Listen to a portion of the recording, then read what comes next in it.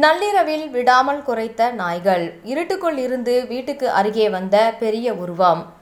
கோவை துடியலூர் அருகே உள்ள பாப்பநாயக்கன் பாளையத்தில் நேற்றிரவு வனப்பகுதியில் இருந்து வெளியேறிய ஒற்றை காட்டு யானை குணசேகரன் என்பவரது தோட்டத்திற்குள் புகுந்து அவரது வீட்டை சுற்றி சுற்றி உணவு தேடியது. மேலும் அங்கு நிறுத்தியிருந்த டிராக்டரிலும் உணவு தேடிய சிசிடிவி காட்சிகள் தற்போது வெளியாகி உள்ளது. கோவை மேற்கு தொடர்ச்சி மலைப்பகுதியாக ஆனைக்கட்டி மலைப்பகுதியில் சுமார் 50க்கும் மேற்பட்ட காட்டு யானைகள் உள்ளன. இவைகள் அவ்வப்போது உணவு தேடி மலை அடிவார பகுதிகளாக மாங்கரை, வீரபாண்டி, தடாகம், பாப்பநாயக்கன் பாளையம், பன்னிமடை உள்ளிட்ட பகுதிகளில் உள்ள தோட்டங்கள் மற்றும் விவசாய நிலங்களில் புகுந்து சேதங்களை ஏற்படுத்தி வருவது தொடர்ந்து வருகிறது. இந்த நிலையில் நேற்றிரவு 12 மணி அளவில் துடியலூர் அருகே உள்ள பாப்பநாயக்கன் பாளையம் பகுதியில் வனப்பகுதியில் இருந்து வெளியேறிய ஒற்றை காட்டு யானை உணவு தேடி அங்கிருந்த குணசேகரன் என்பவரது தோட்டத்திற்குள் புகுந்தது. காட்டு யானையை பார்த்ததும் அங்கிருந்த நாய்கள் குரைக்க தொடங்கின.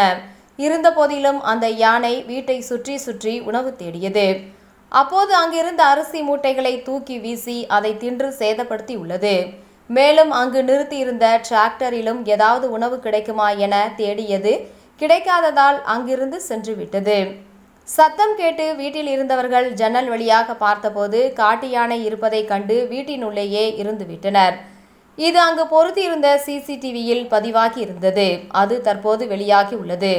உயிர் சேதம் ஏற்படும் முன் காட்டு யானைகள் குடியிருப்பு மற்றும் விவசாய நிலங்களில் புகுவதை தடுக்க வனத்துறையினர் நடவடிக்கை எடுக்க வேண்டும் என அப்பகுதி பொதுமக்கள் தெரிவிக்கின்றனர்.